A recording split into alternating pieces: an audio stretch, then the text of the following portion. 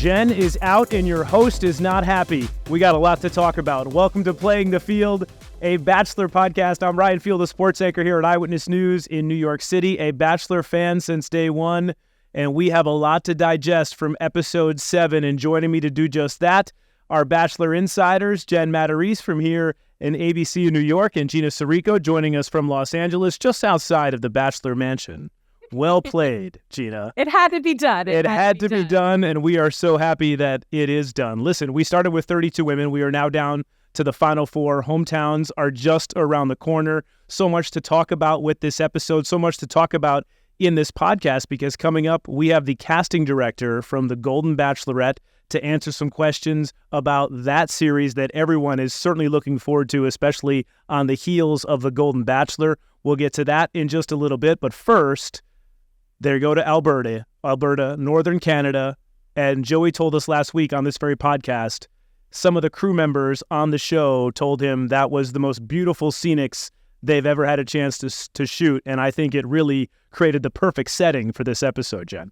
It was gorgeous. I mean, Jasper is incredible. The cute little town, the lake, just rainbows were popping Rainbows. up. I mean, I know Gina, I was talking to her and she was gushing about this place. The Northern Lights. Yes. Oh, yeah. Yes. Everything. As they were making out, like every shot, like props to all of them, because the shots they got, the footage that they got was just so cinematic. I'm like, give them an Oscar. And the sky was just that perfect shade of blue for the entire thing. Just a perfect backdrop to what ended up being a very revealing episode. And it started with a one-on-one, Joey and Daisy. Let's take a listen. I mean, do you truthfully still think in this position that you can get to that point, though? If I'm being, 100% honest and transparent, which I want to be, I really, really like you. But, am I there yet? No. So Daisy said at the beginning of this date that she didn't know if she was going to be able to get to where Joey was at, especially knowing it was such a big deal to have Joey come back to meet her parents. And I thought Joey handled that situation very well, but it was the ending I guess we all saw coming. I don't think there was any reason that we didn't think Daisy was going to get a rose, Jen. I think he couldn't help but give her a rose because he's still so curious about her. He wants to know more about her and her family and her background. And I think watching his face fall when she said she wasn't there yet, right? It was heartbreaking. I was like, no. But in that moment, Gina, don't you think that makes him realize how much he likes Daisy when she says those type of things? Absolutely. And I think that as we saw toward the end of this date, that she realized it too. Like, okay, wait a minute. Yeah, I'm saying I'm not there yet, but I'm kind of there. I'm kind of falling.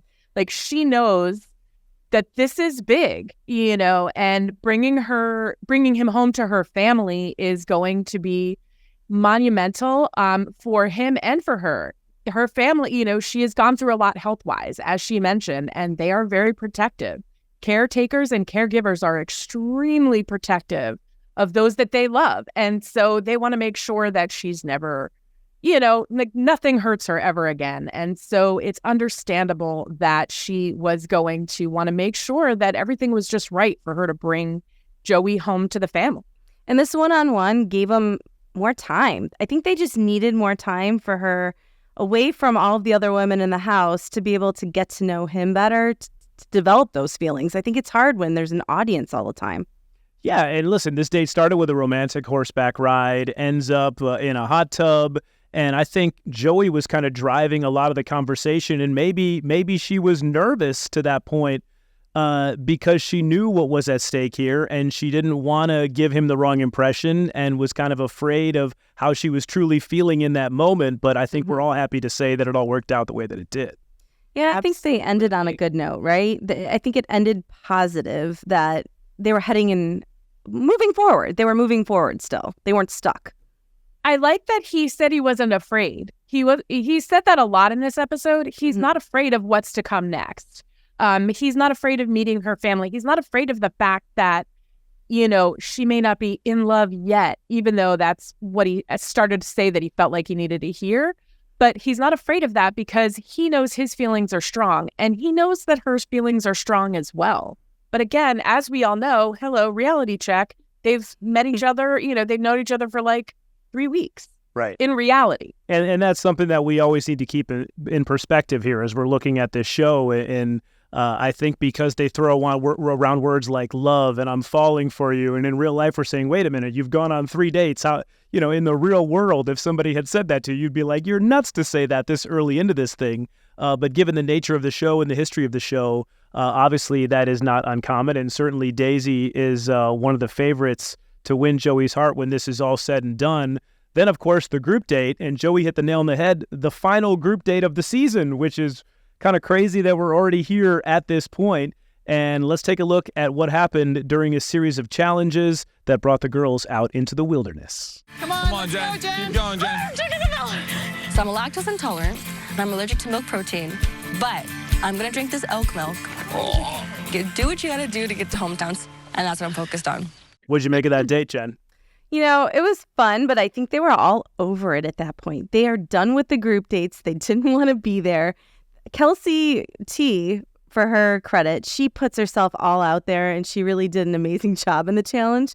But I did feel for them because it's like they have to, saw these things. It was super physical and chug the milk. And I think the elk milk may have been the most disgusting thing of the season to date. Even for people who are not lactose intolerant. Right. Like, right? I was like, nope, sorry. At least sorry, it was Joey. cold out. At least it was cold out. It wasn't like warm milk sitting there, hopefully. For their sake, let's hope not. And listen, we saw a kind of a different side of Maria, kind of a jealousy, a little bit of pouty, kind of annoyed, to your point, Jen. And that's when the stakes are where they're at. And I guess if you're a woman in this and you're seeing your man making out with another woman at this point in the game, you're going to be salty about it as well. I like you so much, but I did want to talk to you about a few things. Okay. Like hometowns means so much to me, and I haven't introduced like anyone to my family unless I start dating them. And I think just with you knowing that I'm going into it with you not being mine, I just wish that she could have kind of stepped back a little and thought, this is the last group date. If I get beyond this point, it's one-on-one time all the way through to the end. So she's not going to have to put up with it beyond that one last date, but it was like her breaking point. I feel like Maria is impulsive. Like she reacts sometimes or before she fully understands what's going on. And which sometimes is okay, but then other times not so much. And this was one of those times where not so much. She, was in that jealous mode, and I don't want him unless he's all mine. Well, girl, you know what you signed up for. You're on The Bachelor, where you started vying for it, like competing for him with 31 other women. And it's almost like they were really playing up that narrative in this episode too, Gina, because there wasn't a lot of other drama going on. So they were kind of riding this Maria train, if you will. Yeah, absolutely. And it was almost like kind of a train wreck, if you ask me, because she knows what she signed up for. And I think she understands that ultimately, but she got in her feelings. She got in, she was caught up in the moment, and, seeing Jen kiss him, seeing him give attention to other women. It's not easy, especially when you have the feelings that you have. Although, to be honest, besides, they all had one-on-ones, I think, right? They all had one-on-ones. Yeah, at one point in the season, yes. Yeah, Each of the final 6 did have a one-on-one. Yeah.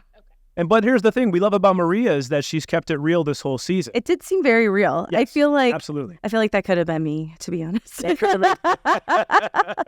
like absolutely me. I think every Maria's person... Jen's spirit animal. I just kind of want to see like where it will go with them. So I was worried that she was going to leave. I was like, oh, come on, no, don't do this yet.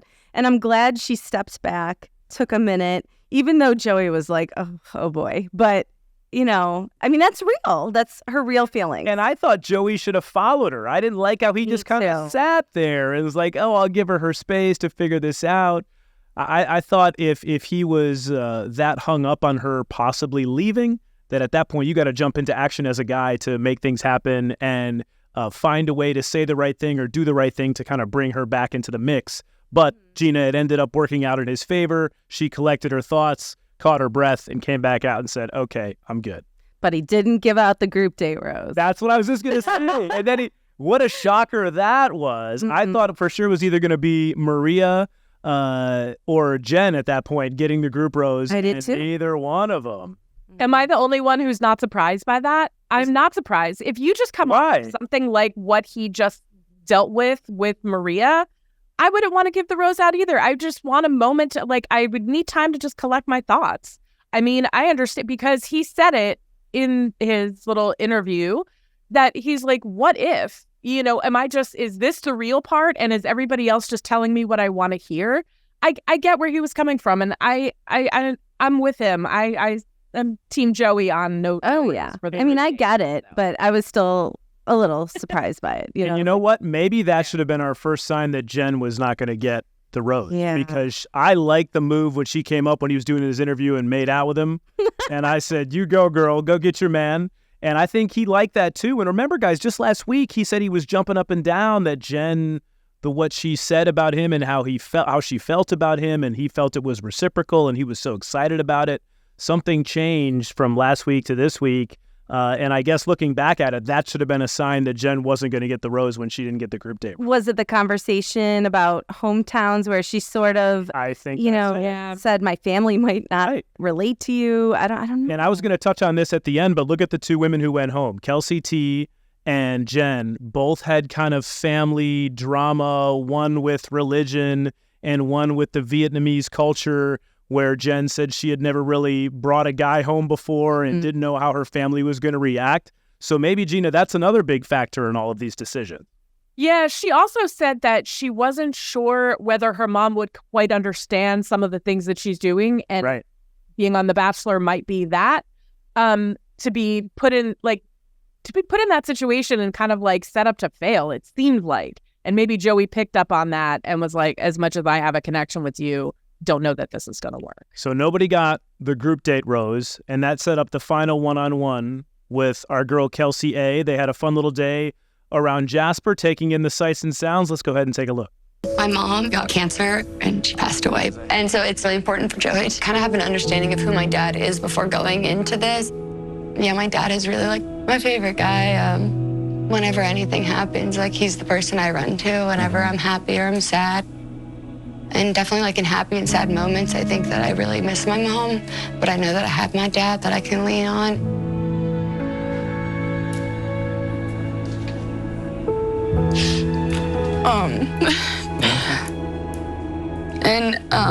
I think that I'm like so thankful that he really stepped up.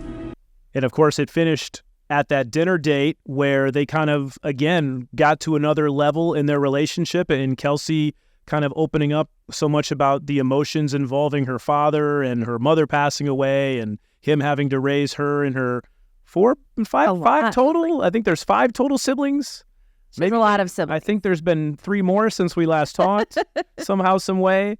But I think Joey feels like that he has an emotional connection with her, perhaps more than any of the other women, because of the things that she shared with him. The fact that he said that he thought her dad sounded like he could be an awesome father-in-law.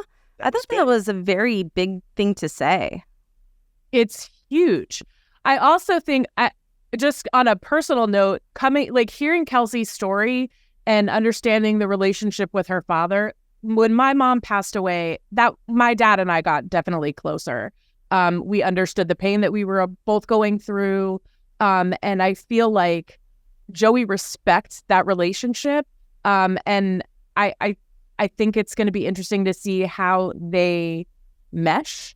I sympathize, I empathize with Kelsey and everything that she's going through, because I've been through that. So I get that. As far as Joey goes, I think that it's going to be really interesting to watch his dynamic with her father. Mm-hmm. And if we go back to their actual date, and they did that polar plunge. Couples who polar plunge together stay together. I think that's on the T-shirt. Yeah, that was great. It because he didn't really even want to do it, but the fact that she pushed him out of his comfort zone to do new things, that's definitely a bonding experience, I agree. And it's also something he said he wants. He wants someone to push him out of his comfort zone, and she did exactly that on that date. And let's not forget, hearkening back to our one-on-one with Joey last week when we did the rapid fire, one question to describe each woman. What was the word he used to describe Kelsey A? Beautiful. Beautiful. And there was a little gleam in his eye, a glimmer, if you will. And Daisy, Look at us Daisy reading it. I know. Of course. Daisy was kind. Daisy was kind. Yeah, I mean, we could kind of get a feel for where he was leaning in terms of his decisions when it got to this point. A big decision, no cocktail party. Our pal Jesse Palmer, who you can hear on this very podcast next week, by the way. Jesse Palmer, look forward to that. Episode 3 of Playing the Field. But he comes out, breaks the news to the ladies, no cocktail party. Obviously, Maria wants to clear the air based on their previous conversation and says, I'm kind of freaking out. I don't know if Joey thinks that I'm here for the right reasons or in it to win it, if you will. Jen's bummed out that she doesn't get to sneak in another kiss. Rachel and Kelsey T, who, outside of the lumberjack games, really wasn't much of neither one of those two was really a factor in this episode, I felt like, which brings us to the rose ceremony. And, to me, the biggest stunner all season, Jen goes home and Rachel moves on. I know. I mean, there must have been more that we didn't see on their one-on-one dates. Right. I mean, a lot of people online, like if you look on social media, they're surprised by it too. There was something I saw that was like the order of girls that got picked, and it was like number 4 would be Jesse Palmer, and then some other people, and then the elk that made out with the elk, or that made out when they were there. That was very funny. But yeah, I mean, I think they do have a connection, obviously, but I just thought his connection with Jen was stronger, but I guess not. Gina, what'd you make of that? Were you as surprised as Jen and I were? I was surprised. Jen and I have discussed this prior to us starting this podcast. Is when Rachel had their one-on-one, I just was not sure about that connection. Same. I really I didn't see it. But then again, we're not Joey and we're not in those feelings. So I guess good for him. I'm glad that there is something quietly building there. And I think maybe that's it. It's a quiet build. And as she mentioned, it's a slow burn. And so there it is. It has been a slow burn, and maybe, and this is me speaking from a guy's perspective, and the ladies, I'm sure you can agree, sometimes it just comes down to physical chemistry, and maybe he feels like he has stronger physical chemistry with Rachel than he does with Jen. And right. Based on what we've seen. But again, kissing and whatever else, you might not feel everything you're supposed to be feeling when you're kissing someone. Maybe she was the instigator of most of those situations. Maybe so. And if you think about it, she really was, right? And so not that he didn't enjoy it, but I think maybe he feels just more of a connection with Rachel. I don't know. Yeah, and I think you're right. And I will say, I thought if they could have added a little more drama to this episode, once Maria pulled Joey, or actually Joey pulled Maria aside and then, cleared the air, hey, are you here for the right reasons? You're here to stay. Once that happened, you knew she was going to get a rose. So I felt like she should have got the first rose, setting up the drama, who's going to stay between Rachel, Kelsey T, and Jen. I thought they got the big surprise out of the way, and then Maria getting the rose kind of felt a little anticlimactic to me. Yeah, and another thing that Gina and I had discussed, because we can't stop talking about this. It's their lives. And it's all of our lives. Yeah.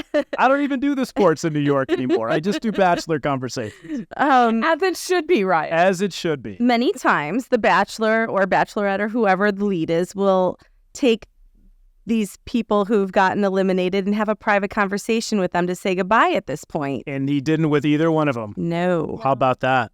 Kind of cold. Yeah. And, Jen gave him a hug and I had a tear in my eye as she walked away. And I was like, oh my gosh, he's making a massive mistake. I saw a lot of that online. People already pushing for her to be the new Bachelorette. She would be great. I'm the person. Great. Oh, it was you? Did you start that rumor? I knew you had a lot of ghost accounts, Gina, but... Yeah. Yes, exactly. But listen, I think all in all, I think we can agree this episode gave us a little bit of everything, and it ended with a great surprise. And before we look ahead to what's to come in Hometowns, which we've obviously all been looking forward to in that trailer for next week, looks amazing. Gina, you had a chance earlier to catch up with a very special guest concerning a show we're all really excited about here on ABC. Yes, the Golden Bachelorette. So I don't know about you, but I did a happy dance around my office when it was, announced that they were going to go forward with the Golden Bachelorette. We were all and exactly. And I got a chance to chat with Jacqui Pitman, who is casting for the Golden Bachelorette. She's casting the men, and she cast our Bachelorette. So here's what she had to say. They're my peers, okay? They're my peers. So a guy is sitting in front of me telling me all the goodness of all he is and all his glory is not going to get by me because I'm protective of my bachelorettes. So it's, I'm looking for guys, all shapes, sizes, all heights, and diversity, all kinds of diversity, diversity in backstory. I've been in the interview process so far. So, I've had widowers. I've had men who've been married once or twice.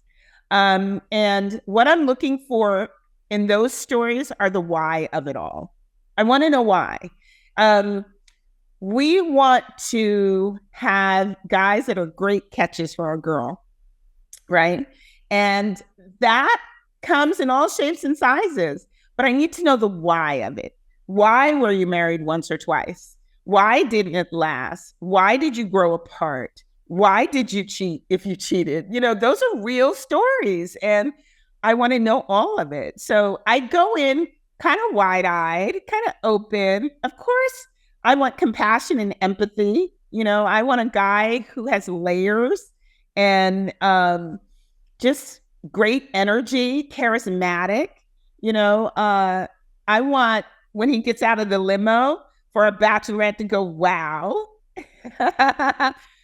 25 times. But at the end of the day, we're looking for all types. So I don't want anyone to sit home who's single, who feels they're a great catch and think, I can't do that show, because it's possible. And it's all about the matching. It really is. It's all about the matching. My job is to find as many great guys as I possibly can for Golden Bachelorette, and just like I did for Golden Bachelor women, and find as many as I possibly can. And then the matching process happens. The producers match them. Our matchmakers match them. And if they're great for a Bachelorette, they might meet her. You're looking for your lead here too, I'm looking for over 20 fantastic men. I'm looking for over 20 fantastic men. You have your lead pretty much set, and can you give us any hints as to who we might be seeing? Is it somebody from the cast? Is it somebody from outside? What do we have there? I can tell you nothing. I can tell you nothing, but she's amazing. I can't tell you anything. Not until they announce who she is. You'll be sitting here watching it when I see it. So we're looking for single senior men for the Golden Bachelorette open casting call in Palm Springs. It's actually going to be held at the river at Rancho Mirage, which is on Highway 111 in Rancho Mirage on Saturday, March 16th. From 12 to 4. I will be there actually interviewing men. I want you to come from San Diego, Arizona, Las Vegas. Bring your personality and be ready to participate in our show. You can sign up at goldenopencall.com for the event. goldenopencall.com for the event. Perfect. And for anybody who can't be at that open casting, yes, where can they apply? Yes, you can go. You can apply on our Bachelor Nation website. You can go to goldenbachelorettecasting.com or goldenbachelorcasting.com. You'll see the application for men and women there if you cannot, and then we'll Zoom interview you. Love it. Love it. Jacqui, thank you so much. I'm disappointed that you gave me no hint. I'm kidding. Thank you, Gina. That was Jacqui Pitman, the casting director for the Golden Bachelorette. And Gina, what did you make of her comments? Well, I was very mad that she gave me no hints as to who the Golden Bachelorette was. I feel like I I wouldn't have told anybody. Well, yes, I would have told everybody. I mean, Of course you would have. We could have broken At the least news right on the us. At least podcast. us. exactly. We could have broken the news here, but that's okay. We still have time. And we'll, I have a feeling it's going to be really interesting to see, some of these men. Well, first of all, it's going to be interesting to see who it is that she picks. There were a lot of conversations about people outside of Bachelor Nation, about outside of the Bachelor world, like Kathy Lee Gifford and Susan Lucci. To me, my personal inclination is to say that she went with one of the women from the Golden Bachelor. I spent a lot of time with them throughout their season, at Women Tell All, at one of the one-on-one dates, at a finale event. And I said to all of them basically that I was not going to rest until they all found love, because they are just so wonderful. So I am hoping that it's one of them, because there are a lot of dynamic choices there. My sources told me that once Joey said on Live with Kelly and Mark that he did not know who Kathy Lee Gifford was, they were like, that's it, she's out. The younger audience doesn't know. I'm totally making that up, but that was a very funny moment that Oh, it was said that. really funny. When he said it, I gasped. Hey, of course he's not going to know who Kathy Lee Gifford is. But she would be great. She would be great. She would be great. Especially with the ABC background and obviously, making Regis and Kathy Lee the show that it was, and really, a big reason why that show is still around today based on the success that her and Regis had way back in the day, going back to the mid-'80s. I think either one of those choices would be great. I mean, Jen, I guess how do you weigh it having a well-known commodity in a Susan Lucci or Kathy Lee Gifford as opposed to one of the women who we just saw on The Golden Bachelor? Well, you have the likelihood that most of those men would know who Kathy Lee Gifford is. Or Susan Lucci. Or Susan Lucci. Absolutely. They might not have watched The Golden Bachelor, so they might not know those ladies. Maybe they weren't really watching that show and they got nominated by their daughters or friends, So I think, I don't know, what's easier to cast? Someone they know or someone they don't know? I will say this. Jacqui also told me that a lot of those guys that she's spoken to so far watched the show. And they have their picks of who they want it to be. So I think that maybe that may not be as much of a factor.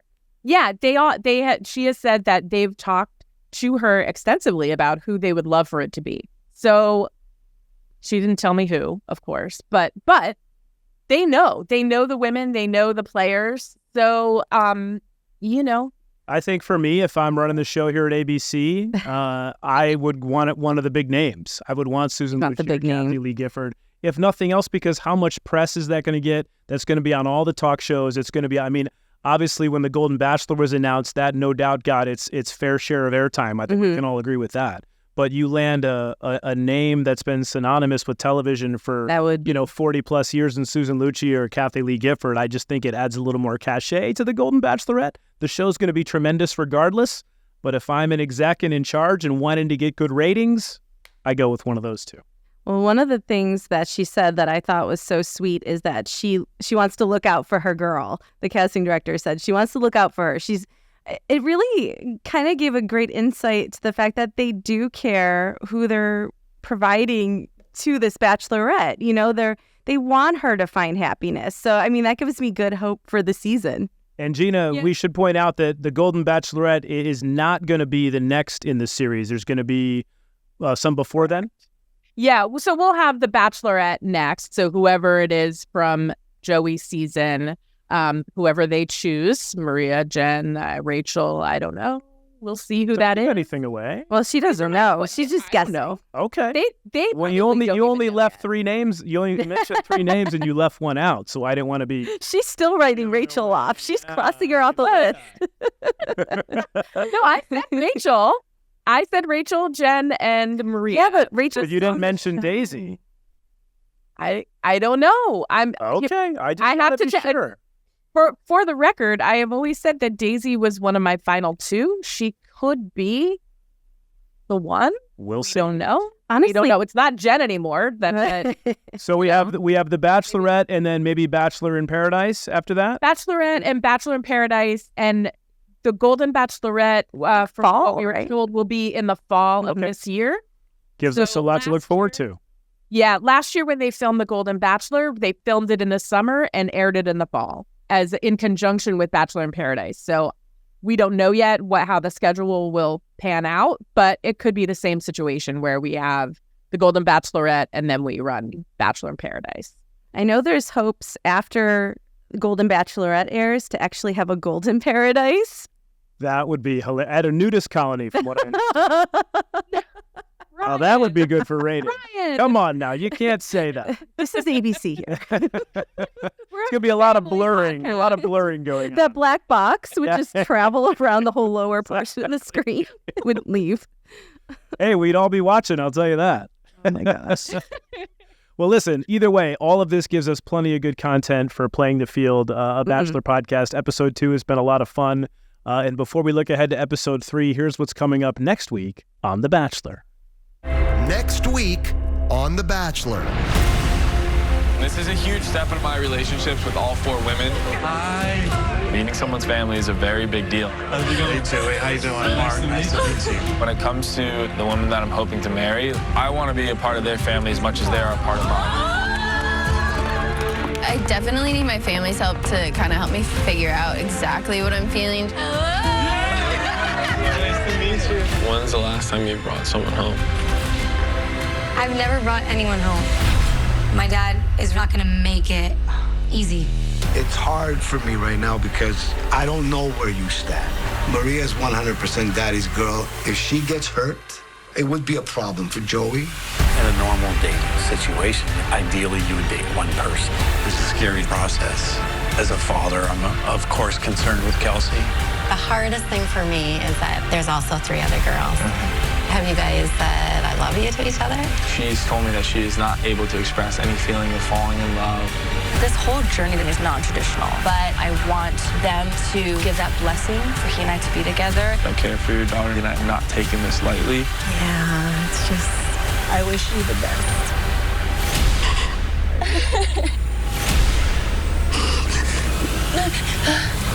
Hometown's on the horizon, and we get Jesse Palmer with us next week as well. Plenty of questions for him about what's transpired here thus far, ladies. Very exciting. Very exciting. I have a list. Yeah.